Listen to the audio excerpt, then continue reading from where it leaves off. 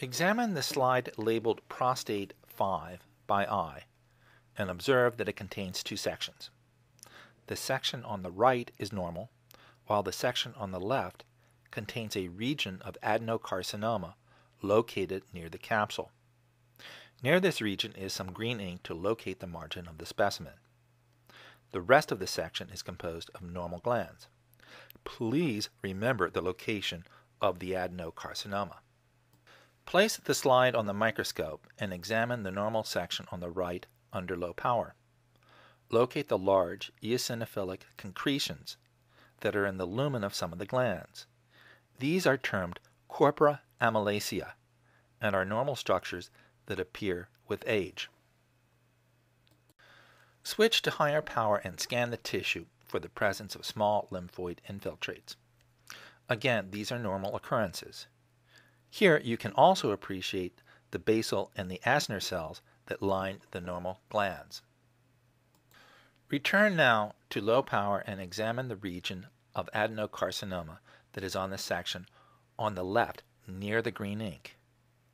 This view shows both normal glands on the bottom and adenocarcinoma located on the top for comparison. It is important to note that the normal glands are much larger than the nests of adenocarcinoma. This is another view of the adenocarcinoma that is located near the green ink that marks the excision margin.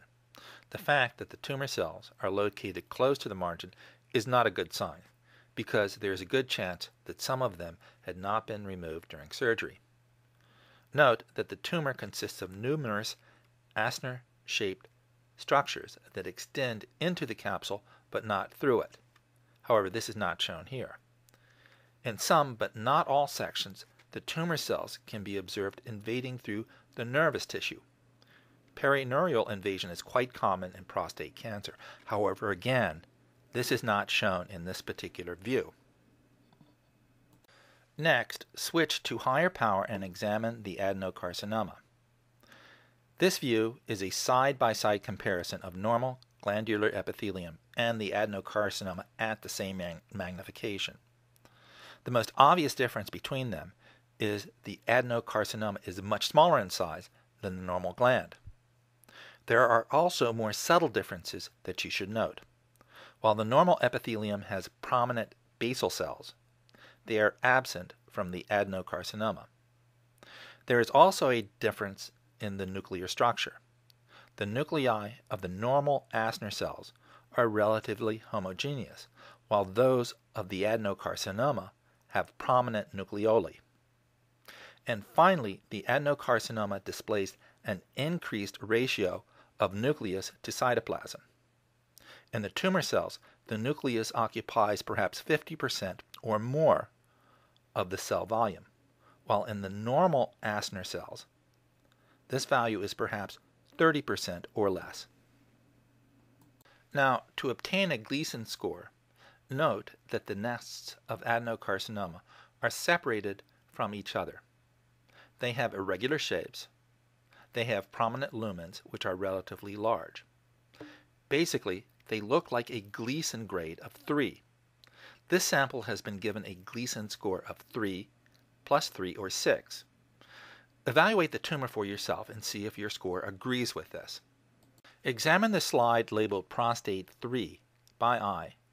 Although it is hard to tell without magnification, the bulk of this specimen consists of invasive carcinoma that extends up to the capsule. There is also a small region of normal glands. Please note the location of the boundary between the adenocarcinoma and the normal glands.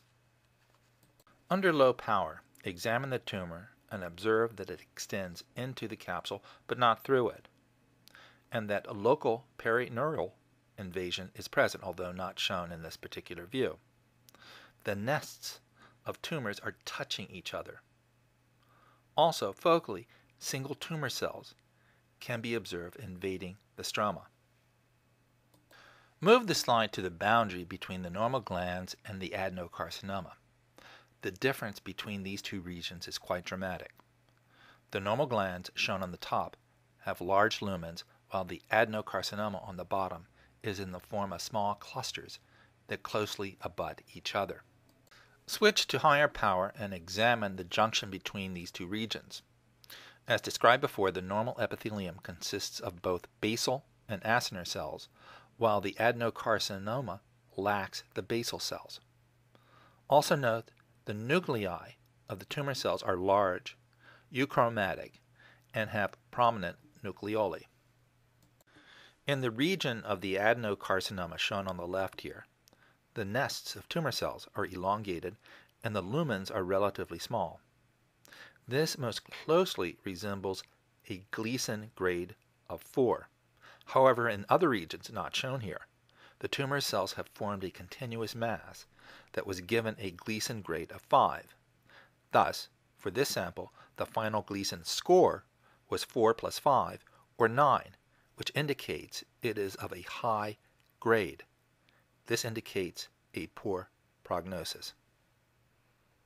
By eye, observe that the slide labeled Prostate 1 contains two sections of a core biopsy of a prostate.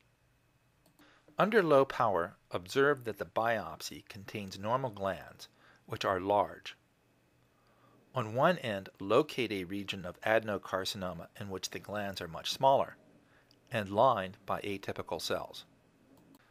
Now examine the region of adenocarcinoma under higher power. Although the tissue preservation is not that good, you can still tell that there is just a single row of nuclei, indicating that the basal cells are absent. Based upon their irregular shapes and the lumens that are relatively large, these structures most closely resemble a Gleason score of 3. This region has been given a Gleason score of 3 plus 3, or 6. However, a Gleason score for a biopsy such as this may be misleading because the tissue sample is so small. The final slide in this laboratory is labeled Prostate 2 and is also a core biopsy. Examine the section under low power and observe that one end contains a small focus of adenocarcinoma, in which the architecture is very complex. It contains large irregular glands intermixed with tumor cells, forming a solid, continuous mass. At high power, you can see a confused mass of tumor cells interspersed with gland-like structures. Very few lumens are present. There is a wide diversity of both cell shape and size. This region has been given Gleason scores of either 4 plus 3, or 7, or 4 plus 4, which is 8, keeping in mind, of course, the limitations of giving such a small sample size this kind of score. Now, this completes the pre-lab talk for prostate cancer, and I hope that this presentation makes you better able to appreciate the structures that you will be seeing under the microscope.